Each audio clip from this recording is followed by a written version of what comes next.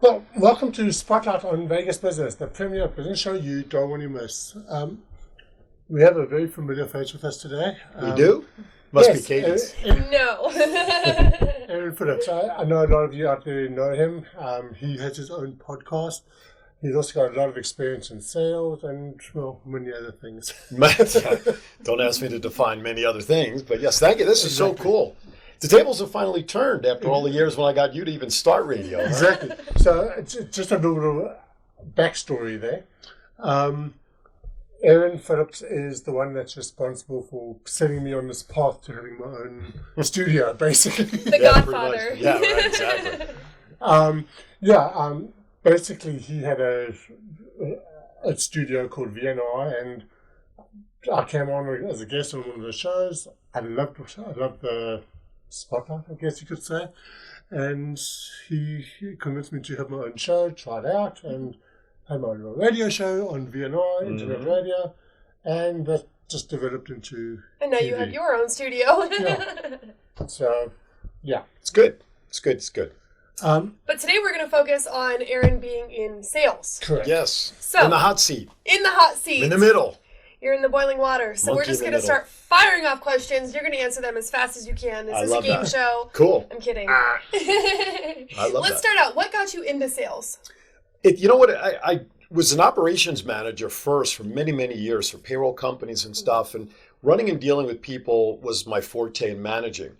I was always intrigued with the concept of trying to figure out, how do we sell something? What's the philosophies? How do we come up with a game plan?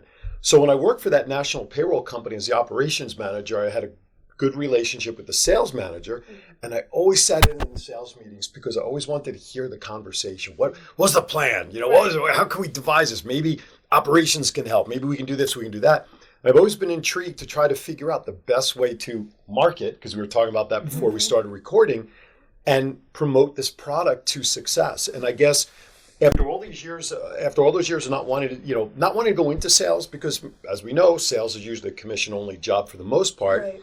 I love the regular paycheck of operations, but finally I said, you know what, I'm going to jump in with sales. And quite frankly, the biggest thing we have to sell every day, as we were talking about as well, is this right here. This is your commodity. And if you can sell who you are and what you are, I don't care if you're selling that cup of coffee or timeshare or a widget, selling yourself is the important thing. And I finally got comfortable with that in sales. Right. And I loved what you said earlier before the show. We asked what a sale was to you. Mm-hmm. Yeah, So what is a sale?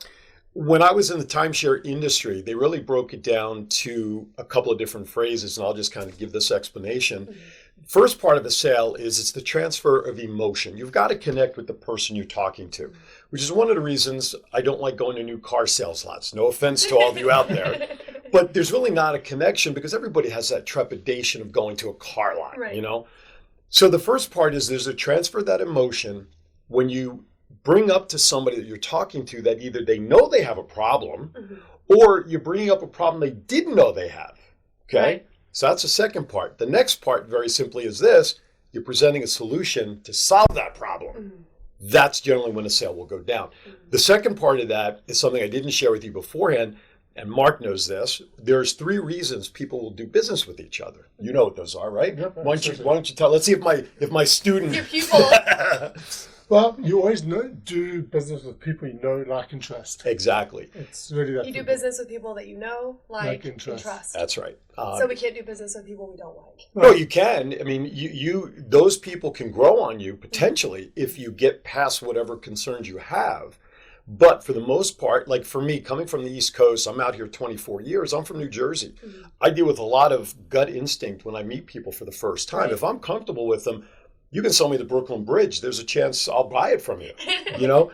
That's true. But if I don't feel the warm and fuzzies, you can give me something for free and I'll probably go, not interested. It's a little sketchy. Yeah, but that's just me, and a lot of people are that way. That's old It's school hard to build thinking. that connection. Right. And today, in today's electronic age, I think a lot of the personal connection sometimes has gone away in that technique. Have of you meeting. felt that it's difficult to sell to like millennials, younger people that are so involved in social media and ordering online? Only because they don't have money. That's fair. That's fair. I'll tell you the key, and I really don't like using the word selling or sales, but Right. the key to a successful presentation is knowing your customer. You want to present to them the way that they're familiar with. So Right. if, let's say for you, if you are a visual person, I'm not going to sit here and just talk to you to try to earn your business. Right. I'm going to show you pictures. I'm going to show you proofs. I'm going to show mock-ups so you visually get it.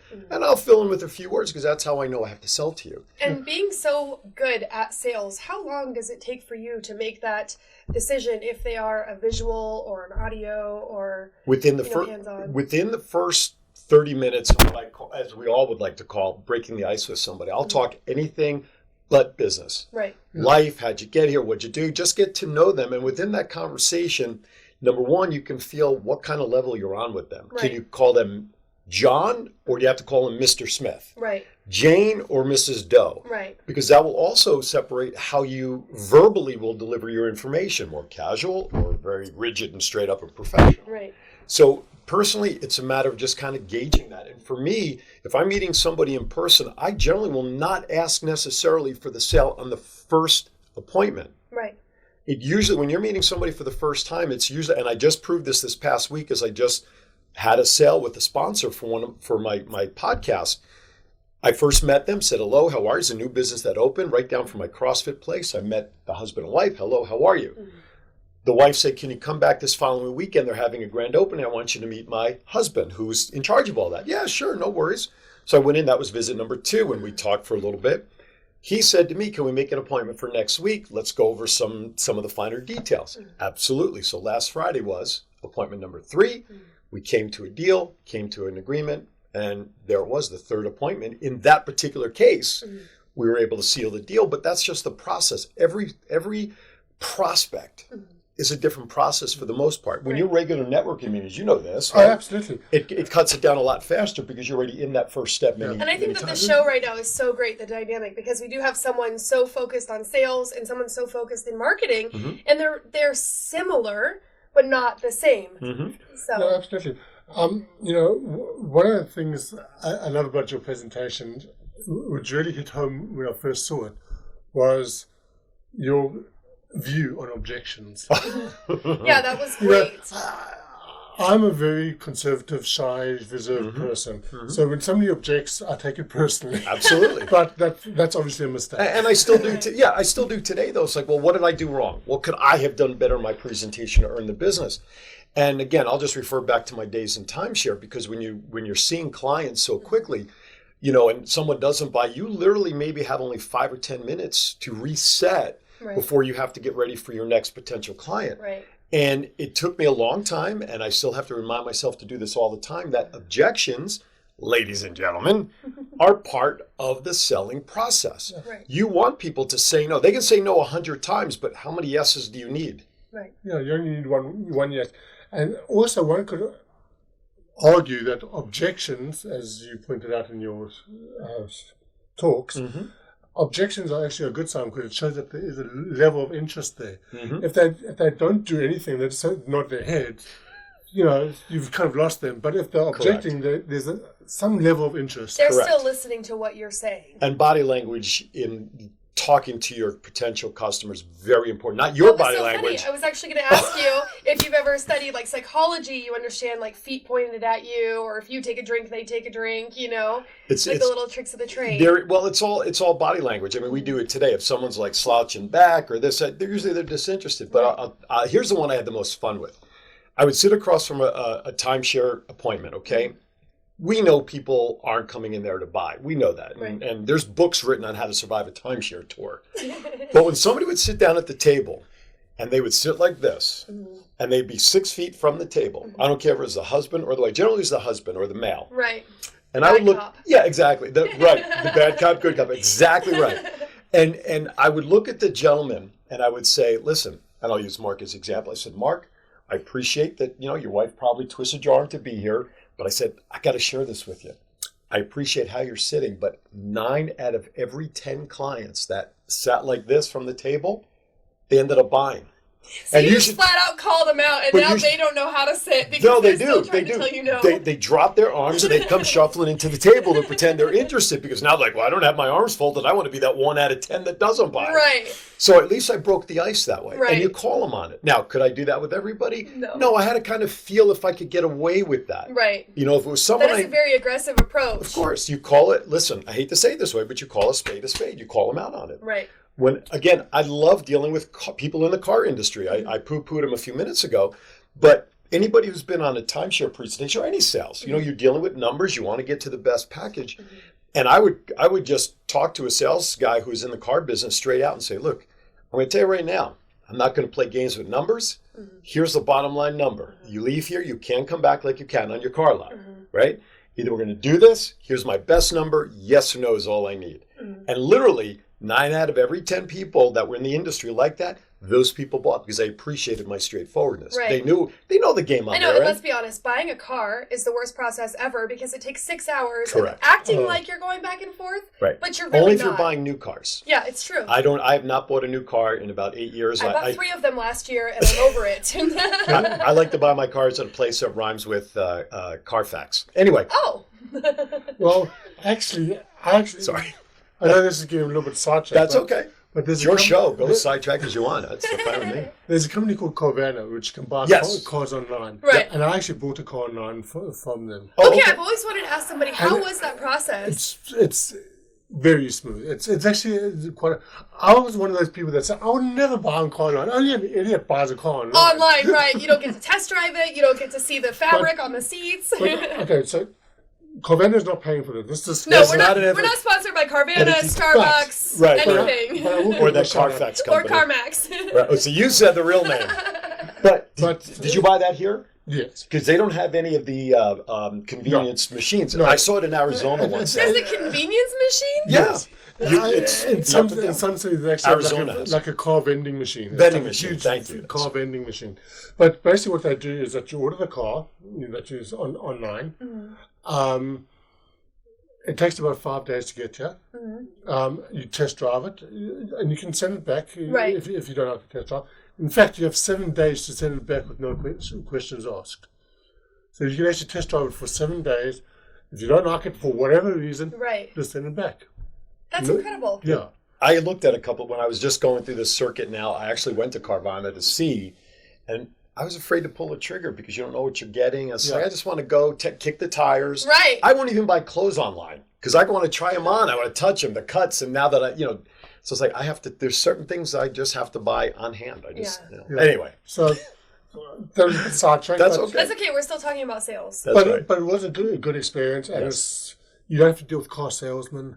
Okay, the only thing is that you don't walk out to the car. You have to wait a couple of days for it. Right. But, You know what's funny though is when I bought my Durango, I had to wait for 5 days because apparently there's some. The way they explained it to me, which didn't make sense, was you have to wait for the owners to make sure that they wanted to sell the car that I bought because I bought it used. So I had to wait 5 days. I actually went to Henderson Chevrolet. Oh, really? Yeah, I've never heard of that. I went there. Okay, they had this Hyundai Veloster. This is how they got me. Okay, they had this Hyundai Veloster. It was red. It was cute, and I used to have a white one. So I'm like, oh, this is great, And it has the third door, so I could put a car seat in it.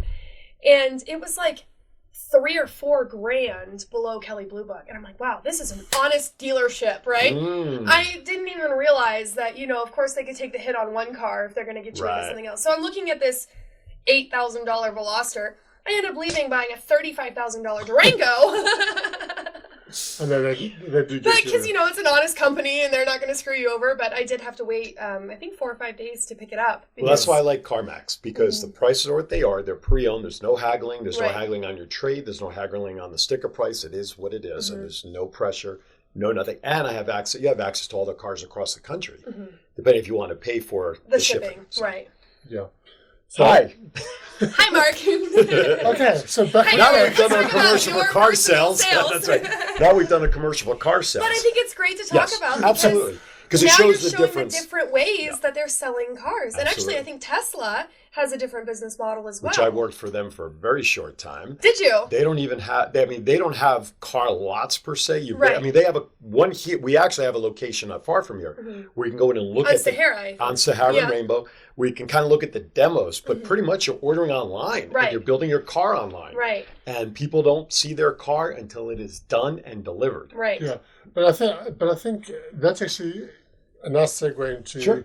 sales.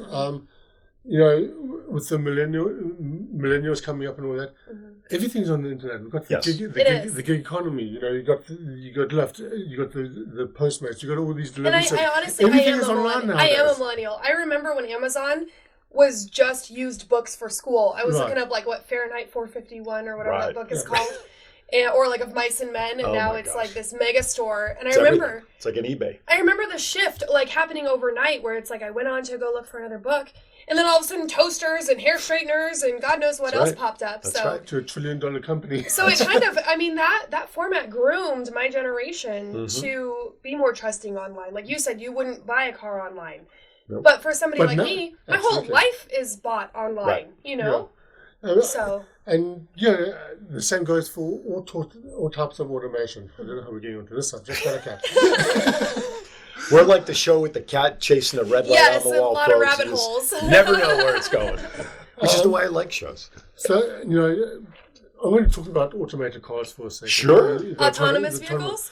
Now, my generation, we I'm never getting into an autonomous car, but your generation, the young generation... My husband actually works for an autonomous vehicle company. Exactly. So that's our whole life. I think the newer generation, Generation X and the millennials, they're going to be more accepting of that technology than Aaron and I are. Of course, and it always comes down to it, like especially when I'm working at the bar, you know, I'll get new customers, and they're like, oh, how long have you bartended? You know, 9 years. And they're like, well...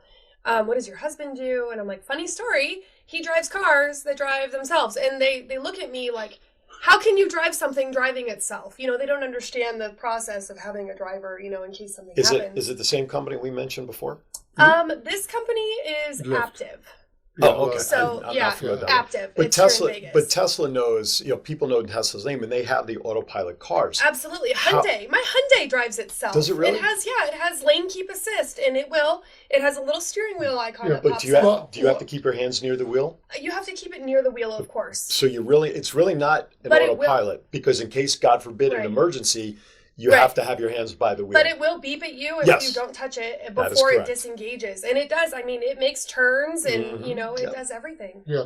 I think it's only a matter of time before that technology is accepted. We'll be flying cars like the Jetsons, like everybody said would never happen. We're getting there. I know. We were supposed to have flying cars, 20 years ago? Yes. I'm a little disappointed, but now we're trying to keep the kids from eating Tide Pods. That's right. That's right. Or like we never saw that coming. Or the spoonful of cinnamon. Like, how did you think that was going to end? I'm dying to know. Yeah, so... I remember when soap in your mouth was a punishment, by the way, and now these kids are volunteering. I had lava soap once as a kid. That was all it took. Oh, yeah. Okay, so we've got way off course. This is what happens with an autopilot show, folks. Right? You never know where it's going. It's about fun. It's about, you know, I think it's so entertaining. Absolutely. Absolutely. Okay, so back onto sales. Yes. The most important thing about a sale is making it. Ask for the money. Exactly. You know, I mean, it's all very well... So getting paid for the goods or services, that's the final step of a sale. It's all very well and good getting the person interested and all geared up and fired up to buy this thing. Correct. But if you don't ask for the money... You'll never get the sale. You'll never get the sale. And I've seen it in every industry that I've been in. How heartbreaking is that for you? Oh, it's very... To watch them succeed at getting this, you know, they're so close, and then they just... Not that they're there. They're there. They're at the finish line. Right, and then they just disengage. And then they just sit there, not as if this is what they're waiting for. They're waiting for the client to say, how can I pay for that? Right. Or would you like my credit? No, I would always say, would you like to put that, watch my body language. Mm-hmm. Would you like to put that on your credit card? Which credit card? Your hand is extended. You're waiting to take Waiting for them to put it in. Right. Okay. More people lose business. They lose pocket money. They lose everything because they get them there. It's like the horse is right there at the water. Right. And they don't ask for the money. And and I've stood in the back and I've seen, like you just said, and I'm like, oh, Do you think that it's a difficult process? Yes, for a lot of people it is. Just simply to ask Yes. for the money? Mm-hmm. Yeah, a lot of people have that. And I have to admit, I'm kind of guilty on this myself. Right. I need to learn how to ask for the money. Right. I know, and you do. I've seen you do pro bono work before. Exactly. And it's bad. I think we all have. There's a difference, though, between offering to do something pro bono right. versus going after a traditional sale right. to get the money and get the payment terms down and agreed. That's different. Right. I do a lot of work for free as well. Mm-hmm. That doesn't mean I don't ask for money. That doesn't right. mean I don't want to ask. But if the situation's correct, I'll do it for the cause. I'll do it for whatever. Right. And I feel like a lot of training seminars, when you want to get into sales, they tell you, how to describe the product, how to fall in love with it. They want you to love what you're selling. Well, you should. You have to have a passion for what you're talking to somebody about. You have to believe in something. Exactly. It makes it a lot easier to sell for you and for the customer to buy. But they forget the part to tell you how, like somebody who's never been in sales before, they forget to tell you how to ask for the money. And yet it's the easiest thing to do in the entire process. Right. How would you like to pay for that? Right. It's the easiest part of the process. Because I think we all understand that a sale based on, the definition of a sale to somebody not in sales with a fancy definition is the exchange of money Correct. for goods or services. Yeah, correct. But the thing is that I've been in situations where somebody's sold me on, can't think of hand, but on a service, and I say, I'm really interested in the service, but their website is very cumbersome, and I don't know where to actually. You don't know where to check out. You don't know where to pay. Nobody's telling me what to do next. I've seen that before too. It's difficult. But this is where monitoring and watching body language and listening to the words. If I had somebody across from me, like Mark just said, I'm interested in your service. Now what you have to do is progress going down the road exactly to find out what is of interest to him and cater the rest of your conversation to his interest. Right. And now asking for the money is easier. I'll go back to, again, any type of product and sale, and I'll use timeshare as an example. If I'm selling here in Vegas, which I did, okay, and I have golfers on my tour who love golf, and we all know here in Vegas we have hundreds of courses. Yes. Why in God's name would I talk about tennis? Right. But I think also for if we have viewers that aren't from Vegas, timeshare is a huge industry here. Right.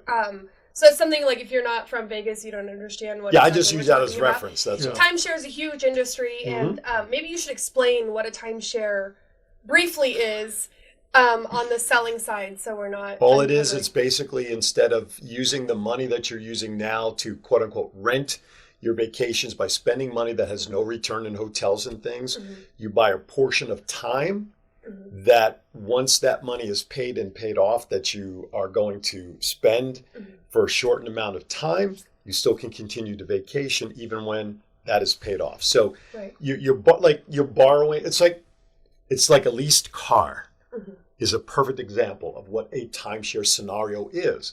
You're only paying for the time that you're using the particular product or service. You're not paying for the whole thing. And in timeshare vacation, it's basically the same thing. I'm so sorry, I have to cough. Sorry. No worries. Cut! I don't want to cough all over you guys. Cut! Time for commercial break. That's right. Thank God for editing. Okay. We're good. It's good because I had an itch in my eye that started bothering me. I'm like, stop! Don't I'm do like, it. I'm going to cough all over these people. I'm so sorry. Don't worry about it. Just something she picked up from one of the Chinese passengers. Oh, this. Yeah, it's like, I think what was it? I have the Lyme's disease. Bud Light disease. That's right. Coronavirus, and I've got the Lyme's disease. Right? Oh, perfect pair then. Okay. Well, welcome back. Yes. Welcome back from our commercial break. Okay, so back in sales.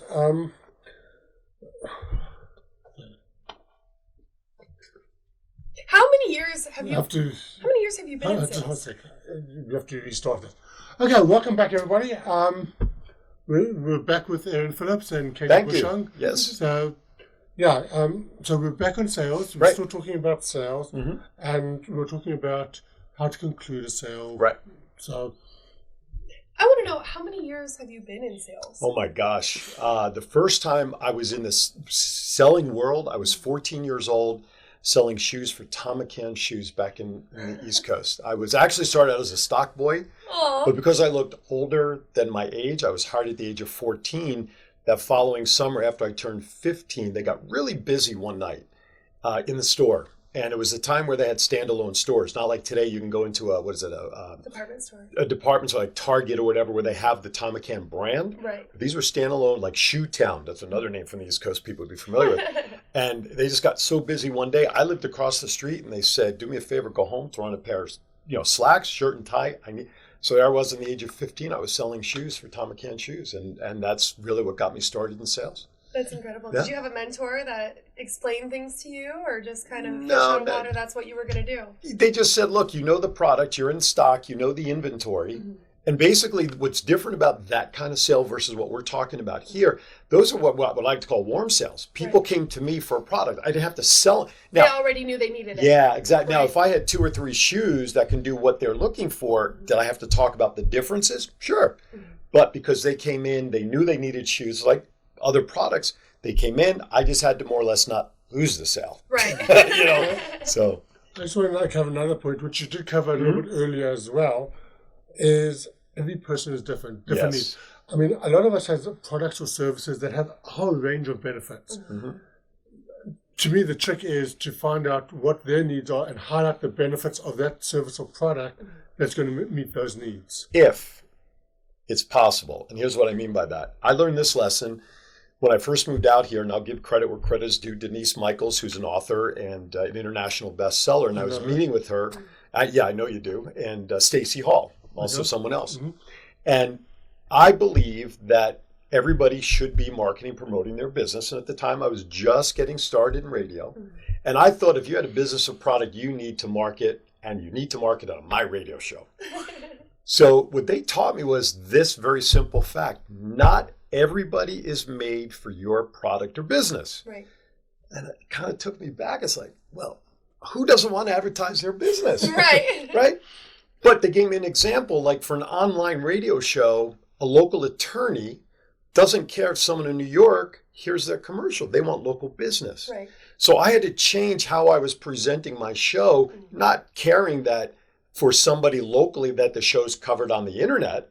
What's my focus locally? So not everybody's intended to be a buyer. So knowing when to say no and knowing when to say, all right, this customer's not for me, and walking away, that's the hardest decision anybody has to make, a business owner to a sales rep. When you know it's not a good business match, people will still get the sale, and then they have an unhappy customer because they bought some blah, blah, blah.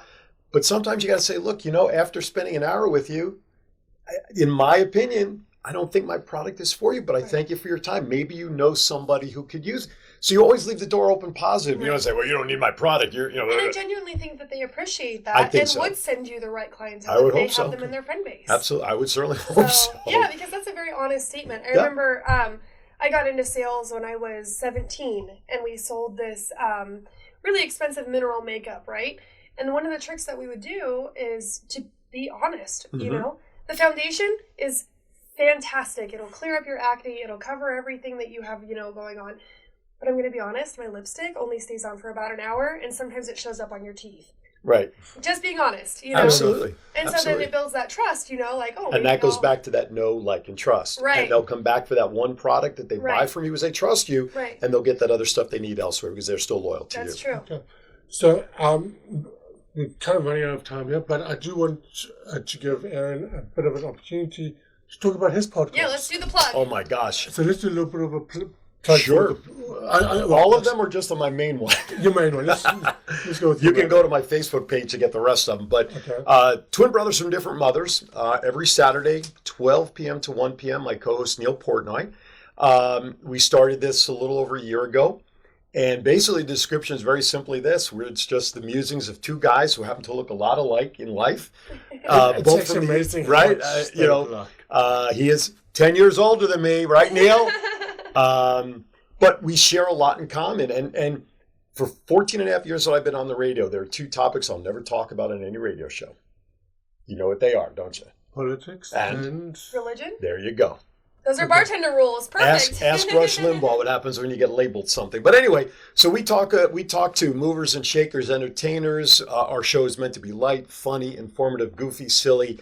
And it's been very successful for the first year and 3-4 months we've been on the air.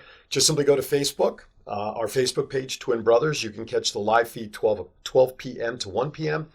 and all of our simulcasting and podcasting is all up on our site as well. But I have fun. I mean, there's a microphone. Like, I do commentary for wrestling in town. I host events. I do voiceovers. I'm in the process of a project now where I'm taking a book and I'm doing the audio version of it. This is my product. How do you sell it? By using it. By and using people it. hearing it. So, but that's my podcast. Aaron has done voiceovers for me for an Yes. advert. He's a great MC. He's MC'd weddings, bar mitzvahs, a whole host Beauty of pageants, fundraisers. pageants, yeah. Actually, one of the first times I saw you was actually a beauty pageant. We hadn't met yet, but I happened to be at this beauty pageant, and you were hosting it. It was at the Palms Casino, if I remember correctly. This was before Wow. before we officially met. Now I'm going to have to go back into my mental archives and figure out what the heck I was doing at the Palms. It was one of the beauty pageants. And I can't even remember why I was there. I was there for some reason. Anyway, We can but leave that excuse in the bag. That's right.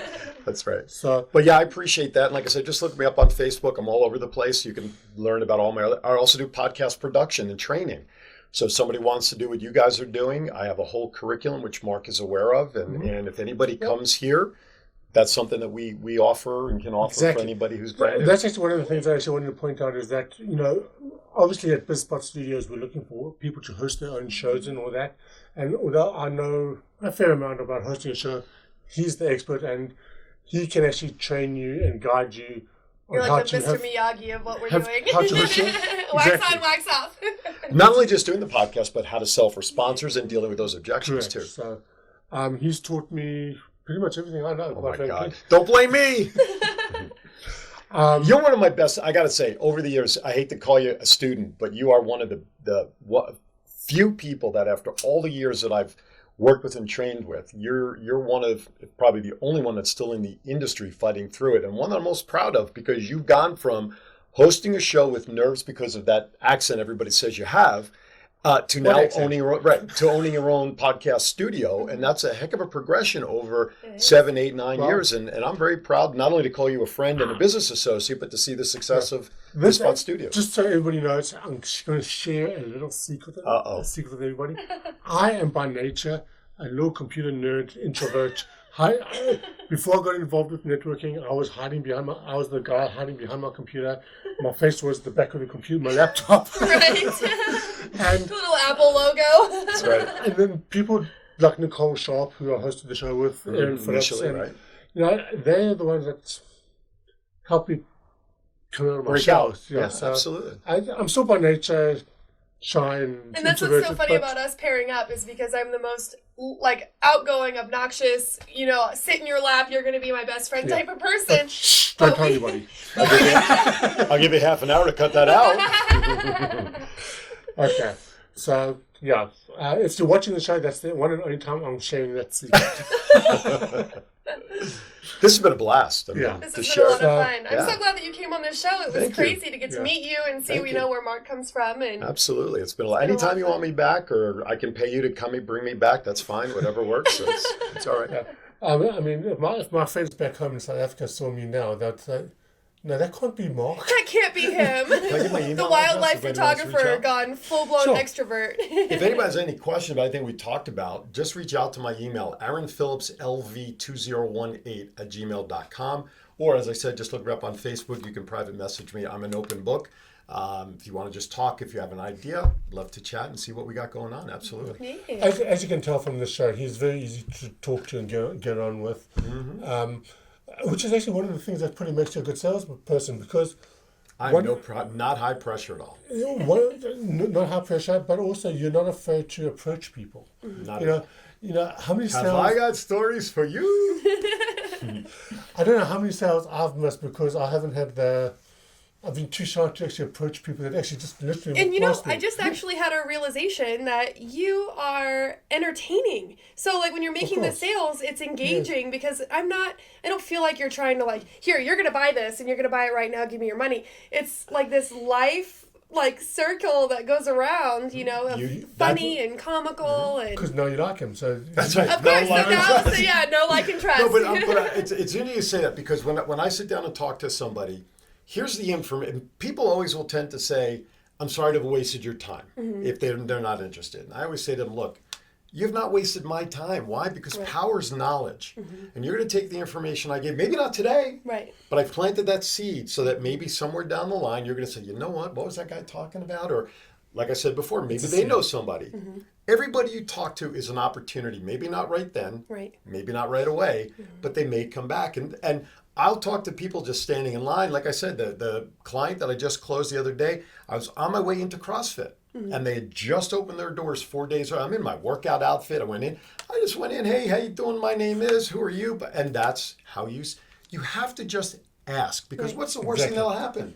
They say no. Are you any worse off than before if you asked anyway? Right. What have you got to lose? You have everything to gain by at least asking and talking. Yeah.